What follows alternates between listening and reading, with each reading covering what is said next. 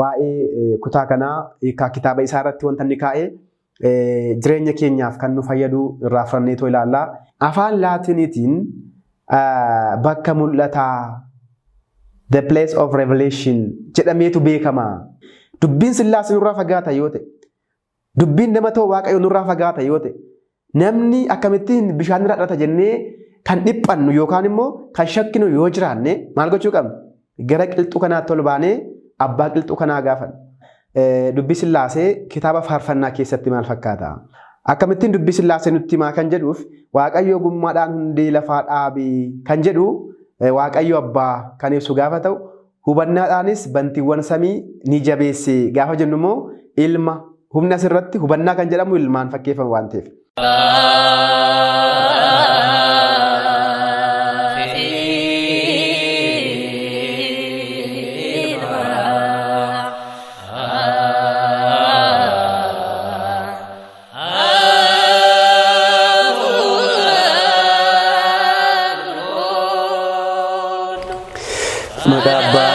Kan ilmaa kan hafuura qulqulluu Waaqayyo tokko ameen. Jaalatamtootaaf kabajamtoota maatiiwwan Waaqayyoon kan jaallattan Waaqayyos isiniin baay'isee kan jaallatu ijoolleen Waaqayyoo hundumti keessan maqaa Waaqayyo gooftaa keenyaan nagaa isin gaafannaa. Akkam jirtu? Akkam yoona kana geessanii? Ameen. Nagaan Waaqayyoo bakka jiru hundumatti nuuf haa baay'atu. Egaa kanaan dura akkuma beekamu barnoota iccitii Sillaasee waliin eegallee turre.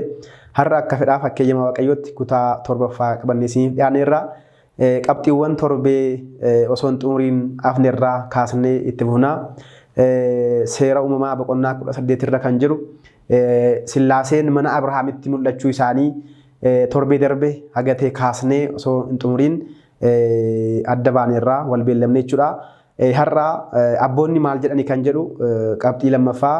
Qisaariyoos inni Arlees bara 468 kan ture abbaan kun waa'ee kutaa kanaa hiikaa kitaaba isaa irratti wanta inni kaa'ee jireenya keenyaaf kan nu fayyadu irraa fudhanneetoo ilaalla. Abbaan kunis akkas nuun jedhe, amma raajiin kun eessatti akka ta'e hubachaa jirtaayii nuun jedhe. Raajiin kun eessatti ta'e hubadha. Seera uumamaa boqonnaa 8 lakkoofsa 3 kaastanii keessumaa 2 kaastanii gaafa dubbistan muka arbuu maamiree jedhamu jalatti akka ta'e raajiin kun nutti hima jechuudha. Eessatti ta'e kan jedhu deebii muka maamiree jalatti ta'e deebiinsa argitanii. Innis afaan Laatiniin nuun jedha. Muka maamiree jechuun kun afaan Laatiniitiin bakka mul'ataa the place of revelation jedhameetu beekama. Bakki kun bakka mul'ataati. Sababiin isaa abbaan keenya Abrahaam wanta kanaan dura eenyuyyuu hin argine argeera waan ta'eef bakka mul'ata ajaa'ibaadha. Mul'ata kana qulqulloonni sadarkaa 9ffaa irra gaafa gahan Samaay Wududi bakka jedhamtutti teessoo Sillaasee argu malee Sillaaseen ofiisaatii gadi bu'ee muka jalatti argamee hin beeku. Kanaafuu abbaan keenya Abrahaam jaallatamaa waan ta'eef keessummaa waan simatuuf kunoo Sillaasee simatee qulqulluu Phaawulosii nuun jedha. Namoonni tokko tokko keessummoota waan simataniif keessa ba'anii ergamoota simataniiru waan ta'eef keessummoota simachuu hin dhiisinaa jedhee akka dubbate ni yaadattu. Abbaan keenya Abrahaam garuu keessummoota ergamoota simate miti. Inni waaqa ergamootaa kan ta'e Sillaasee simatee nuun jedha. Egaa bakki kun bakka mul'ataati. Kunis bakka itti gooftaan ayyaaneffatamuu qabudha. Waaqayyo gooftaan bakka kanatti ayyaaneffatamuu qaba. Innis mana amantaa qulqulleettiidha. Manni maamiree yookaan immoo muki maamiree sun muki qilxuu suni mana amantaa qulqulleettiidha nuun jedha abbaan keenya. Eebbishaan nurraa haa bulu. Hin yaadattuutaan kitaaba qulqulluu keessatti nama Zakkiyoos jedhamu hin yaadattu laata. Zakkiyoos Yesuus Kiristoosin arguu barbaade. Gaafa arguu barbaadu hojjaan isaa gabaabduu waan ta'eef muka qilxuu yaabee nuun jedha. Muka qilxuu yaabee Yesuus Kiristoos gaafa inni darbaa jiru arge jedha. Argitanii hawwii isaarraan kan ka'e Yesuus Kiristoosin arguu waan barbaadeef muka qilxuu yaabe. Isa booda Kiristoos maal jedhe? Zakkiyoos gadi bu'ii ani har'a mana kee hin galattiin jedhe. Isa booda Zakkiyoos mukarraa amma gadi buutti baay'ee ariifate nuun jedha. Isa booda Yesuus Kiristoosiin fudhatee gara mana isaatti gale. Mana isaattis ni keessumsiise. Kanaan dura yakka hojjedhe yoo jiraate jedhe namootaaf yakka kana ofirraan baasaa. Dachaa 3-4 kaffala ofirraa jedhe warra rakkattoota nan gargaara jedhe. Kiristoos Yesuusis akkas jedhe mana kanaaf fayyinni ta'eera. Namni kun ilma Abrahaamidha jedhe. Argitanii Abrahaam maal ture hojiin isaa? Keessummeessaa ture. Kiristoosin kan keessummeesse qaama 3 keessaa Zakkiyoos immoo Abrahaamin kan fakkaate sun Kiristoos Yesuusin keessumsiise. Kanaafuu ilma Abrahaam jedhame. Maaliif Abrahaamii wajjin wal fakkaate gaafa jettanii Abrahaam abbaan keenya qaama 3 mana isaatti keessumsiise. Bakka abbaan jiru ilmi jira. Aniif abbaan tokkodha jedha. Wangeela Yohaannis boqonnaa 10:30 gaafa dubbistan. Kan abbaa fudhate ilmi jiraaf. Kan ilma fudhate abbaan jiraaf. Hafuurri qulqulluunis akkuma kana jechuudha.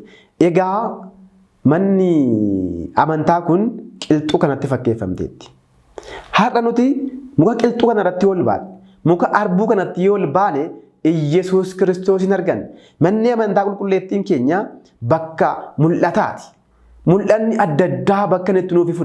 Sababiin isaa waa'een dubbii Sillaasee, waa'een nama ta'uu Waaqayyoo, waa'een lammata dhalachuu, waa'een cuuphaa jechuudha. Waa'een jireenya Waaqayyoo keessa jiraachuu, Waaqayyoon fudhachuu, fooniif dhiiga isaa nyaachuu dhuguu. Dhufaatii lammaffaa isaa abdiidhaan eeggachuu. Jarreen kun iccitii namaaf dafanii nifne waan ta'eef mul'atoonni kun mana amantaa keessatti yookaan muka maammiree jalatti nuuf ifu jechuudha. Yookaan immoo qilxuu Zakkiyoos irratti nuuf ifu. Achirratti dafnee ol baanu jechuudha. Dubbiin Sillaasee nurraa fagaata yoo ta'e, dubbiin nama ta'uu Waaqayyoo nurraa fagaata yoo ta'e, namni akkamittiin bishaan irraa dhalata jennee kan dhiphannu yookaan immoo kan shakkinu yoo jiraanne maal gochuu qabna? Gara qilxuu kanaatti ol baanee abbaa qilxuu kanaa gaafanna. Abbaan muka kanaa immoo beekamaadha. Abbaadhaanis Wangeela Yohaannis boqonnaa 15 gaafa dubbistanii abbaan eegaa wayiniiti. Ani immoo jirma wayiniiti jedha. Isin immoo damee wayinii kanadha jedha Kiristoos Yesuus. Kanaafuu namni muka qilxuu kanatti ol ba'ee Kiristoosin argata. Namni isa argate immoo Sillaasee argata jechuudha. Sillaaseen qaamaan 3 yoo ta'an waaqa tokkodha waan ta'eef. Egaa abbaan keenya Qiisoriyoos manni amantaa kun bakka iccitiin itti ifu akka isheen taate erga nutti himee boodadha. Mul'atni kun kan nuuf ifu akka Abrahaamiin yoo laphee qulqulluu qabaannedha. Waaqayyoon yoo gammachiisnedha. Keessummoota yoo simannedha. Nuun jedha. Hubadhaa. Iccitiin haaraan akka isiniif barbaaddu yoo ta'e laphee keessan qulqulleessaa. Keessummoota koo himsumsiisaa. Akkasumas Waaqayyoon jaalladhaa. Waaqayyo isiniif ni mul'ata. Waaqayyo fedha isaatiin nuuf mul'ata malee waan barbaanneef nuuf hin mul'atu. Kanaafuu haalaa fi iddoo akkasitti ayyaana gooftaa kabajuun nurraa eegama jedha. Haalaa fi iddoo akkasii kan jedhamte mana kiristaanaatti. Ayyaanni Waaqayyoo kan jedhamu. Ayyaanotni qulqullootaa kan jedhaman mana qulqullummaa Waaqayyoo keessatti kabajamuun akka isaanirra jiru abbaan keenya nutti hima jechuudha asirratti. Egaa eebba Abrahaamiin argate sana argachuudhaaf nutis mana qulqullummaa keessatti qilxuu maammiree keessatti jalatti Waaqayyoon galateeffachuu qabna. Yeroo sana Waaqayyoo mul'ata isaa nuuf ibsa jechuudha. Akkasumas Wangeela Yohaannis boqonnaa 8:56 gaafa dubbistan gooftaan keenya fayyisaan keenya Yesuus Kiristoos waa'ee Abrahaamiin mul'ata Abrahaam argee akkas jedhee nuuf ibsa. Akkam jedhe Abrahaam guyyaa koo arguuf ni hawwe argees ni gammade nuun jedha. Abbaan keenya Abrahaam guyyaa Waaqayyoo arguu barbaade. Ni argees ni gammade. Yoo marge seera uumamaa boqonnaa 22 gaafa dubbistanii abbaan keenya Abrahaam ni qorame Waaqayyo Abrahaamiin qoree nuun jedha. Isa booda abbaan keenya Abrahaam ilma isaa tokkicha Waaqayyo aarsaa godhee dhiyeessuu fi bu'uuressatee gara Mooriyaatti adeeme. Isa booda Mooriyaa irratti aarsaa godhuuf gaafa ka'u Waaqayyo gooftaan garuu hoolaa qopheesseef. Bakka Yisihaaqiin hoolaan biroon qalame isa booda abbaan keenya Yisihaaq abbaasaa Abrahaamiin gammachiisee gadi bu'eera. Guyyaa sana hoolaa Waaqayyo arge. Hoolaa Waaqayyo kan jedhame kun immoo ilma Waaqayyo kan ta'e. Fedha abbaatiin gara addunyaa kanaa kan dhufe. Qulqulluu Yohaannis cuuphaan kunoo hoolaa Waaqayyoo isa cubbuu addunyaa kanaa barbadeessu jedhee kan dubbate sana. Hoolaan kun hoolaa dhugaadha. Egaa Abrahaam guyyaa kana arge jechuudha. Kakuu moofaa keessa taa'ee wangeela kan jiraate abbaan keenya Abrahaam. Dubbii Sillaasee kan arge abbaan keenya Abrahaam. Qulqulluu Yohaannis Cuuphaan laga Yordaanositti kan arge. Innis laga Yordaanositti hangafa lubootaa kan ta'e Melkiiseedeqiin cuuphamee daabboo qulqullaawaa dhugaatii qulqullaa'aa dhugeera. Argitanii? Akkasumas hoolaa Waaqayyoo kan jedhamu tabba Qaraaniyoo irratti tabba Mooriyaa irratti deemee argeera. Kanaafiyyuu ni gammade nuun jedhe. Eebbi abbaa keenya Abrahaam hunda keenya irraa bulu. Egaa asirraatti kan hubattanii abboonni keenya akkamittiin akka isaanii kitaaba qulqulluu hubatan. Dhaloonni seenaa immoo isuma abboonni kaa'an kana dubbisuun akkamitti akka inni cimaa jiru. Kitaabarraa hagam akka fagaachaa jiru immoo akka hubatanii barbaada. Abbaan kun itti fufu guyyaa Waaqayyoos kan arge iccitii sadan tokkummaan waan hubateefidha. Iccitii sadan tokkummaa waan hubateefidha. Eessatti hubate? Muka maammiree jalatti hubate. Waaqayyotti mul'ate inni nama sadii arge. Ni sagade sagada tokko. Yaa gooftaa koo jedhe. Miila keessanis ni dhiqa jedhe. Argitanii kana ni hubate bakka barsiisaa wangeelaa malee osoo kitaabni hin barraa'iniif bara sana koo kitaabni barraa'e hin jiru bara. Bara sana koo lallabaan hin turre raajaan illee hin turre bara. Museefaan hin turre ganaa ka'u Museefaan. Bara kana garuu wangeelli osoo nuuf lallabamu manni kiristaanaa kottaa ijoollee osoo jettu waa'een dubbii Waaqayyoo nurraa fagaachaa jira. Maaliif isinitti fakkaata? Amantaa hir'uu waan qabnuuf. Amantaa hir'uu qofayyuu miti amantaa du'aa keessa jiraachaa waan jiruuf. Waaqayyo kanarraa nu oolchu. Egaa mul'atni kun guyyaa keessaa sa'aatii 6ttidha kan ta'e. Maaliif sa'aatii 3tti hin taane? Maaliif sa'aatii 9tti immoo hin taane? Guyyaa sa'aatii 6tti mul'anni kun argame laa. Mul'anni sa'aatii 6tti argame kun iccitii addaa fi iccitii ajaa'ibaadha. Waaqayyo gooftaan abbaa keenya Addaamiin kan fayyise waggaa 5,500 erga raawwatee boodadha. Akka seera herregaatti waggaan 5,500 waggaa 6,000 ni siqachuudha gara fuulduraatti. Sa'aatiin 6 kun waggaa 6,000 kan agarsiistudha. Sillaaseen mana Abrahaamitti sa'aatii 6tti mul'ate kun barri gaafa ka'u maatiiwwan Addaamiif maatiiwwan Abrahaam ijoollee Addaam mara qaamni sadan waliigaltee tokkoon ilma ergee abbaan addunyaa kana fayyisuuf waan jiruuf qulqulleettii fi kabajamtuu kan taate dubroo Maariyaamii dhalatee foon ishee irraa foon dhiiga ishee irraa dhiiga fudhatee dhalachuuf jira waan ta'eef waggaa 5,500 booda dhufuu isaa iccitii nuuf ka'a sa'aatiin 6 jedhame kun. Dubroo Maariyaam akkuma abbaa ishee akka Abrahaam haadha kasoominaati. Isheenis maal jettee ani garbittii Waaqayyoo hin jette laa. Haadha Waaqayyoo taate osoo jirtu garbittii Waaqayyoo hin jette. Osoo anaaf sin taane maal jenna asirratti? Maali hani haadhi Waaqayyoo jenna? Of tuulla jechuudha. Garbichummaa ishee moobsuudhaa fi gara Elsaabeetiin deemte laa. Gara Elsaabeetiin gaafa deemtoo maal taate? Hafuurri qulqulluun eenyurra bule? Elsaabeet irra bule raajii ishee dubbachiise. Yaa haadha Waaqayyoo kamittiin gara koo dhuftaa jette Elsaabeet. Argitanii gaafa gadi jennu gaafa kasoomina agarsiisnu Waaqayyo immoo waa'ee keenya dubbata. Gaafa of tuulloo seexanni nu arrabsaa Waaqayyo immoo nu tuffata jechuudha. Kanaaf abbaan keenya Abrahaam miila Sillaasee qofaa dhiqaan ture laa. Keessummaa mana isaa dhufaa turan hundaaf miila dhiqaa ture. Har'a namni tokko keessummaan gaafa mana keenya dhufu nama meeqatu miila dhiqaaf? Miila dhiquu fi dhiisaatii nama meeqatu immoo nyaatuma kennaaf hime iddoo gaarii raffisame. Keessummaa keessumsiisuun ijoollee waaqayyummaa keenya nutti agarsiisa. Namni keessummaa keessumsiisee ijoollee Abrahaamidha. Namni ijoollee Abrahaam ta'e immoo ijoollee waaqayyoodha. Abrahaam abbaa amantiidha waan ta'eef nama amantii qabutu eenyuun keessumsiisa? Keessummaa keessumsiisa. Wangeela keessaatii wangeela 6 keessaa yookaan seera wangeelaa 6 kan jedhaman jiru. Isaan keessaa tokko wangeela Maatewos boqonnaa 25 irratti kan barraa'ee jiru keessummaa ta'ee mana kee dhufeera na keessumsiise taa'e jedha. Gaafa keessumsiisnu calma jennee mana bulchuu osoo hin taane miila isaa dhiqnee wanta inni nyaatu laannee fi taphachiisnee fuula gaariidhaan simannee maal goonaa keessumsiisnaa jechuudha. Abbaan keenya Abrahaamiin sirnaan hubadhaame keessummaa gaafa ofitti waamu akkam godhee jalqabaa fagootti arge fiigaa dhaqee nuun jedha laa. Erga dhaqee booda hin jilgeenfateef dhaqee akkumatti hin dhaabbatee nama manne laa.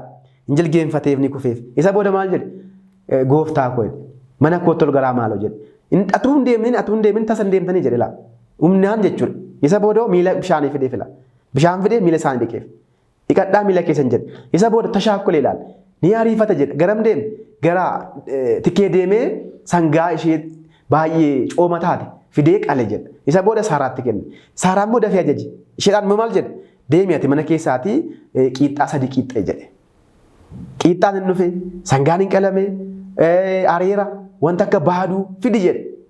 Wanti hunduma mana keessa jiru wanta gaggaarii ta'u maal godhe keessummaa kanaaf kenna jechuudha. Argitanii wanta hin qabnellee liqeeffannee keessummaaf laachuun akka nurra jiru. Osoo dhaboota taanee jirru keessummaan dirqama keessumsi immoo qabu abbaa keenya Abrahaamtu nutti hin jechuudha. Kanaafuu har'a abboonni kaaba nu eebbisan keessumaa sirna gaa'ela irratti gaa'ela Abrahaamiin gaa'ela Saaraan kan eebbise Waaqayyo gaa'ela keessa na eebbisu. Gaa'elli eebbifamaan akka Abrahaamiin keessummaa keessumsiisa waan ta'eef. Egaa seerri uumamaa boqonnaan 18 kana fakkaata. Seera uumamaa keessatti yoo xiqqaate 40 ol siniin jedheera. Baay'eedha mana raachilaa waan dubbii Sillaasee keessa linnee dubbachuu hin dandeenyu. Kanaaf haga danda'ame garuu warra afan isin qo'achuu dandeessu. Seera uumamaa keessatti, seera keessa deebii keessatti, seera bahuu keessatti iddoo baay'ee jira dubbiin Sillaasee. Tokkoon masmara kitaaba qulqulluu dubbii Sillaasee dubbata. Tokkoon masmara kitaaba qulqulluu dubbii Maaramii dubbata. Tokkoon masmara kitaaba qulqulluu waa'ee Kiristoos dubbata. Garuu akkamitti hubachuu qabna? Akka mana kiristaanaatti. Akka Kiristoos barsiisetti yoo hubanne akkasiin hubanna jechuudha. Akka warra ollaatti warra Pirotestaantii hubanne yoo akka feeteetti waan ta'eef nuuf galuu dhiisuu danda'a. Qabxiin biroon as keessatti ilaallu Sillaasee kitaaba faarfannaa keessatti kan jedhudha. Kanaan dura kitaaba seeraa keessatti ilaalleerra.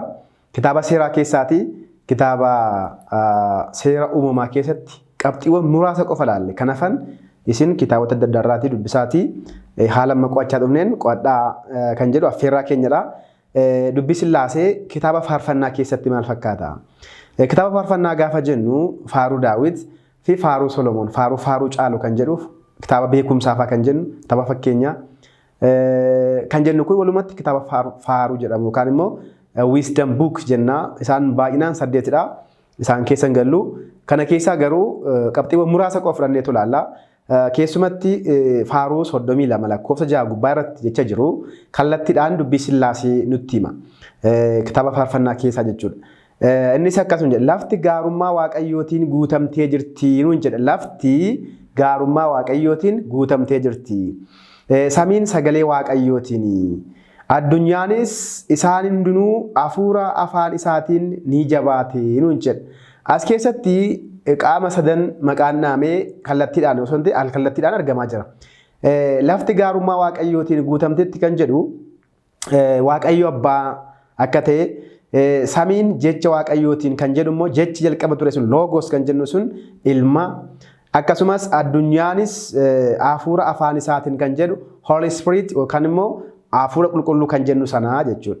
Walumaa galatti dubbii Sillaasee qaamni sadan as keessatti akka caqasaman abbaan keenya qulqullichi Daawit faaruu isaa irratti nuuf gabaaseera jechuudha. Inni biroon ammas kitaaba fakkeenyaa boqonnaa 3 lakkoofsa 19 gubbaa irrattis katabamee kan jiru caqasa tokko fudhanna. Innis akkas nuun jedha Waaqayyo ogummaadhaan hundee lafaa dhaabe. Hubannaadhaanis bantiiwwan samii ni jabeesse. Beekumsa isaatiin burqaawwanis ni burqani nuun jedha. Kuni dubbii Sillaasee kan nutti himudha.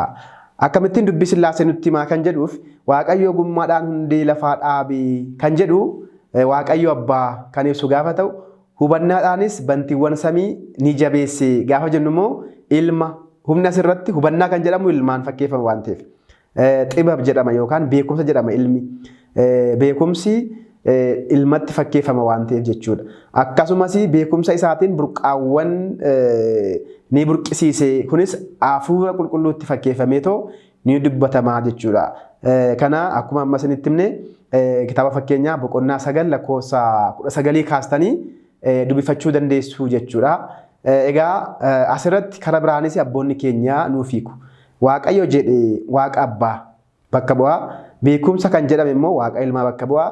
Hubannaa kan jedhame immoo hafuura qulqulluudhaan bakka bu'ees ni hiikama jechuudha. Walumaa galatti beekumsa isaatiin burqaawwanis ni burqan kan jedhu immoo tokkummaa Sillaasee kan nutti himu akka ta'e abboonni keenya nutti himu.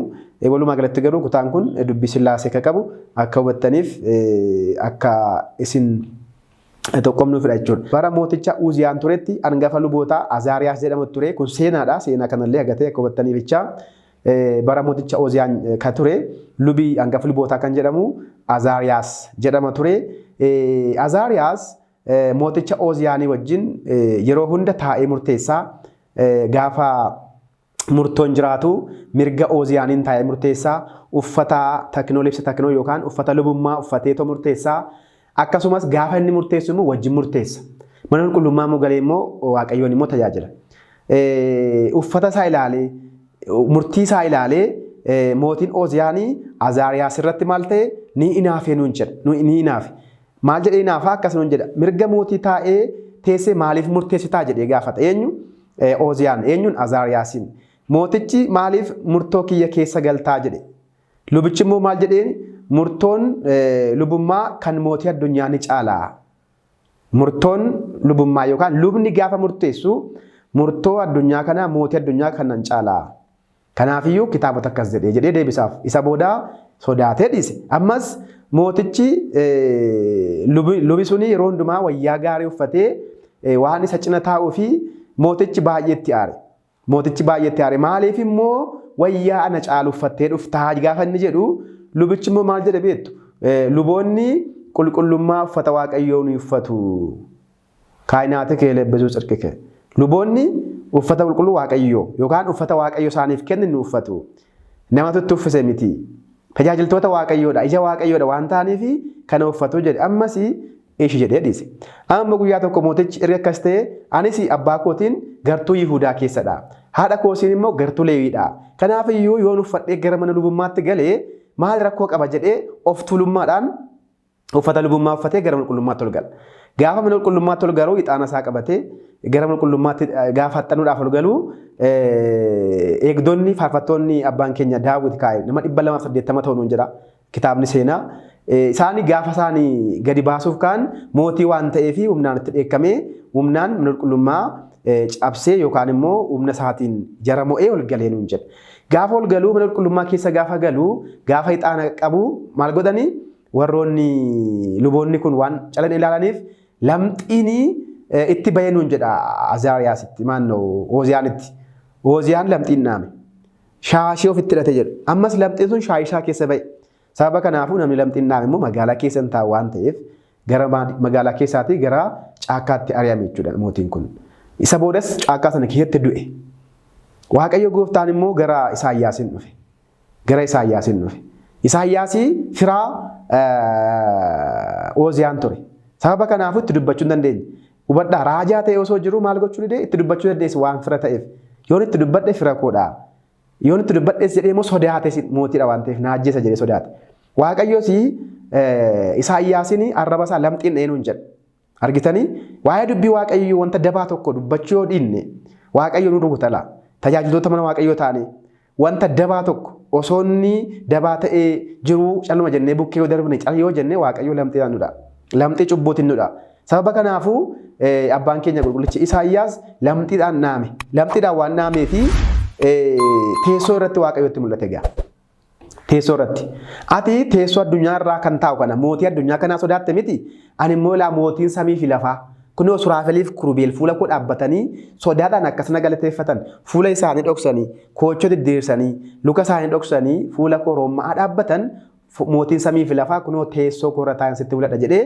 waaqayyo gooftaan itti mul'ate eenyutti Isaayyaasitti yeroo kana Isaayyaas ni na'ee nuun jedha ni na'e sababa kanaafuu maali godheree afaan koo lamxiidha ani si arguun hin danda'u cubbamaadhaan jedhee haala kanaanii waaqayyo ergamaa Suraafeliin ergee arraba isaa irraatii lamxii sana qulqulleessee gara tajaajila isaatti akka deebi'uuf godheera jechuudha. Kan sin ajaa'ibu abbaan kun waggaa baay'eedhaa fi aangoon raajummaa isaa irraa fudhatamee ture waan cubbuu kan hojjeteef. Nutis cubbuu gaafa hojjennu nutis dabaa gaafa raawwannu waaqayyo aangoo kennaa kennu irraa fudhata. Lubummaa yoo ta'e kennaa lubummaa, barsiisummaa yoo ta'e kennaa barsiisummaa, diqqunnaa yoo ta'e kennaa diqqunnummaa. Yoo nuti sirnaan mana waaqayyoo hin tajaajillu ta'e yeroof nurraa akka fudhatamu irraanfachuu hin qabnu jechuudha. Egaa wangeela Luqaas irratti akkuma dubbatame ulfinni waaqayyoo ol ka'an lafa irrattis namoota fedha gaarii qabaniif nagaan ta'u jedhanii ergamoonni samii Yesuus Kiristoos Beetelihemitti gaafa dhalatu dubroo Maariyaam mucaa sana daa'ima sana ammattee yeroo jirtutti ergamoonni hoomaan ergamootaa dhufanii faarfataniiru. Faaruun kun faaruu Isaayyaas fuula qulqulluu jedhamu dhaabbatee dubbate sana akka ta'e hubachuu qabna nuun jedha. Sillaaseen dubbachaa ture. Amma immoo ergamoota isaatiin maal godhe? Nu barsiisaa jira. Kanaan dura kottaa gadi buunaa jedhaa ture. Afaan isaanii jeeqnu jedhee akka bifa akka fakkeenya keenyaatti nama humnu jedhee amma immoo maal godhe? Qulqulloota ergamootaan dubbachaa jira nutti. Waaqayyo karaa tokkos karaa biraas nu dubbataa nuun jedhe. Egaa ergamoonni Waaqayyoo san irratti dubbachaa turan sun addunyaa kana irratti dhufanii gaafa gooftaan dhalatu maal godhaniiru jechuudha dubbataniiru nuun jedhe. Inni biroonis kutaa kana keessatti raajii Isaayyaas dubbii Sillaasee dubbate keessaa Isaayyaas boqonnaa 48 lakkoofsa 16 kan jiru laalletoo barnoota keenya har'aa goolamna. Natti dhiyaadhaatii waan kana dhagahaa. Ani jalqabumaa kaasee dhoksaatti hin dubbanne yeroo wanni sun ta'etti ani achuman ture. Ammas Waaqayyo gooftaanii fi hafuurri isaanii ergeeraa jedha. Sirnaan hubadhaa kana. Waaqayyo gooftaan anaa fi hafuura isaa ergeeraa hubadhaa. Anaa fi hafuura isaa ergeera. Asirratti Waaqayyo gooftaa kan jedhame eenyudha? Ana kan jedhame eenyudha? Hafuura kan jedhame ifadha jechuudha kun. Waaqayyo gooftaa kan jedhame abbaadha. Ana kan jedhee ilma isaadha. Hafuura gooftaa kan jedhame yookaan hafuura kan jedhame immoo hafuura qulqulluu akka ta'e nutti hima. Amma abboonni keenya akkamittiin gabaasan kana gabaabsanii ilaalaa jirra waan ta'eef. Jeroom akkasuma hin jedhe yeroo wanti hundinuu abbaan uumame inni yookaan ilmi achitti isa waliin ture. Jalqaba ture jechi sunii kan jedhame sun. Jalqaba jecha ture jechi sun Waaqayyo cina ture jechi sun Waaqayyo ture. Kan jedhu suni inni eenyu cina ture jechuudha? Abbaa cina ture. Ilmis ani isa yeroo hundumaa abbaa wajjinis ta'e abbaa keessa turee fi abbaa malee hin ture jedhee dubbate sanadha.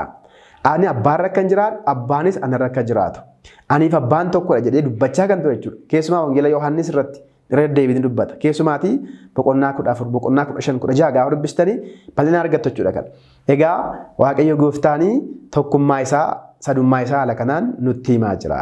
Ammas kan dubbatu akkasumas dadhabina foonii irraa kan ka'e ani fudhadhedha. Sababiin isaa dubbachaa kan jiru eenyudha? Ilmadha jechuudha. Maaliif foon dadhabaa waan fudhateef. Gooftaan anaa fi hafuura isaa ergeera jedhee yeroo dubbatutti kana caalaa kan nama gammachiisu hin jiru. Keeyyata gabaabaa kana keessatti iccitii sadan tokkummaatu mul'ate. Sababiin isaa ilma hafuura qulqulluu jedhamee kan dubbatame kun fedha abbaatiin waan ergamaniifi. Abbaan ilma isaa tokkicha ergeera. Wangeela Yohaannis boqonnaa 3 lakkoofsa 16. Akkasumas immoo hafuura qulqulluu immoo gara addunyaa kanatti ergeera. Wangeela Yohaannis boqonnaa 14 yoo dubbistanii yaada kana argachuu dandeessu. Kanaaf kun abbaan keenya Jeroom bal'inaan baay'ee barsiiseera achi keessaatii yaaduma xiqqoo fudhatamedha kuni. Inni birooni abbaa Augustoon kan jedhamu biyya Ippoo kan ture bara 430 keessa jiraachaa kan ture abbaa mana kiristaanaa kan ta'e hafuura qulqulluu malee abbaan ergamuu hin dandeenye. Abbaan hin dhufne kan dhufe hafuura qulqulluudha. Abbaan ilma isaa durboo irraatii akka dhalatuuf gara addunyaa kanatti erge. Galaatiyaa boqonnaa 4 lakkoofsa 4 gaafa dubbistan argachuu dandeessu. Kunis kan ta'e sanyii dhiiraa osoo hin taane hojii hafuura qulqulluunidha. Hojiin hafuura qulqulluu immoo maalidha gaafa jennu? Raajii dubbachiisuudha. Wanta kanaan dura ta'ee hin beekne taasisuudha. Kanaafiyyuu hojiin hafuura qulqulluu eenyurra buleera? Dubroo Maariyaam irratti raajii isaa raawwateera.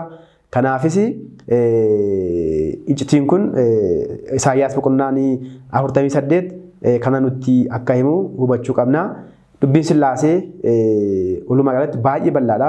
Kakuu moofaa keessatti kana dhaasanadha jennee bukkee gahuu hin dandeenyu dhugumaaf taanaan garuu haala kanaan qo'achuun nurraati eegama. Gara fuulduraatti immoo kana caalaa immoo barreessonni biroon dhiyeessuu danda'u kana caalaa fooyyessanii haala adda addaa keessatti bifa barnootaatiin ta'uu danda'a. Garuu akka kana hubannaadhaa fi kakuu moofaa keessatti dubbiin Sillaasee kan akka fakkaatu akka hubattan maqaa Waaqayyootiin isin gaafadhaa. Amma yoonaatti kan nu barsiise maqaan Waaqayyoo kan eebbifame kan qulqullaa'e haa ta'u bakka jirtanitti eebbifamaa Waaqayyo isin eebbisu nagaadhaan tura.